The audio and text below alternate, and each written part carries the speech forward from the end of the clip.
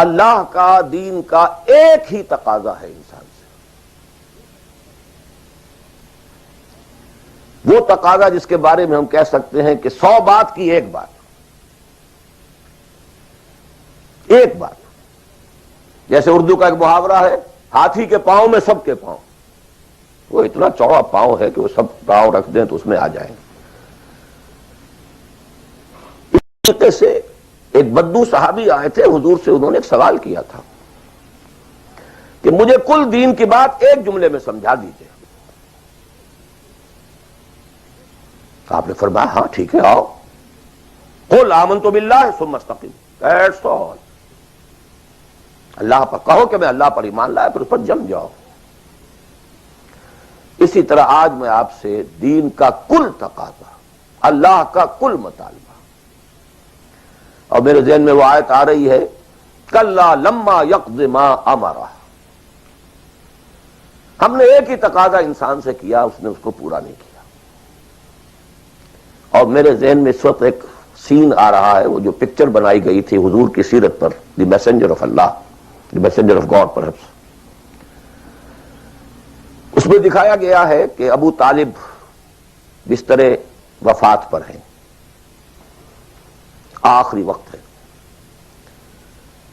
قریش کا وفد آیا ہے الٹیمیٹم لے کر کے، ابو طالب اب ہمارا صبر کا پیمانہ لبریز ہو گیا، یا تو اپنے بھتیجے کو روک لو ورنہ پھر آئیے اوپن، پھر ایک اوپن چیلنج ہے، کھلے میدان میں مقابلہ کیجیے. ایک جملہ اس وقت اس پکچر میں ہے جو کہا ابو طالب نے، one word, my nephew demands from you only one word. اس نے تم سے کیا تقاضا کیا ہے؟ تم سے دولت نہیں مانگی، تم سے مال نہیں مانگا، تم سے حکومت نہیں مانگی، کچھ بھی تو نہیں مانگتا. وہ ایک بات مانگتا ہے، ایک کلمہ تک مانگتا ہے. ابو جہل نے فوراً ریٹارٹ کیا، the one word he demands demolishes all the gods.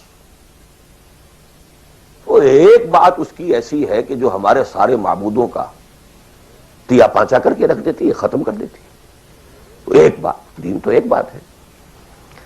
اسی انداز میں آپ کو بتا رہا ہوں کہ اللہ کا کل تقاضا، دین کا کل تقاضا ایک لفظ میں ہے، وہ لفظ ہے عبادت.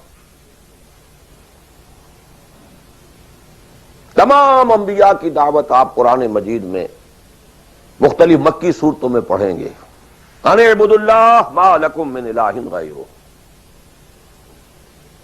اللہ کی عبادت کرو، تمہارا اس کے سوا کوئی الہ، کوئی معبود نہیں. خود قرآن کی دعوت صرف اس فرق کے ساتھ کہ پہلے انبیاء کہتے تھے یا قوم اعبدوا اللہ، اے میری قوم کے لوگوں اللہ کی عبادت کرو، اللہ کی بندگی کرو. حضور چونکہ بھیجے گئے پوری نوع انسانی کے لیے، تو یہاں خطاب ہے یا ایھا الناس اعبدوا ربکم الذی خلقکم والذین من قبلکم لعلکم تتقون. اے لوگو، اے بنی آدم، بندگی کرو، پرستش کرو اپنے رب کی جس نے تمہیں پیدا کیا. سورہ ذاریات میں فرمایا وما خلقت الجن والانس الا لیعبدون، تمہاری غایت تخلیق ہی یہ ہے، ہم نے تمہیں پیدا ہی اس لیے کیا ہے کہ تم ہماری بندگی کرو، ہماری عبادت کرو. اور وہی 100 بات کی ایک بات حضرت یوسف نے اپنے قید خانے کے ساتھیوں سے کہی تھی، ان الحکم الا للہ امر لا تعبدوا الا ایاہ ذلک الدین القیم. ایک جملے میں کل دین قیم ہے، مکمل دین ہے، اس کے سوا کسی اور کی عبادت اور بندگی نہ کرو.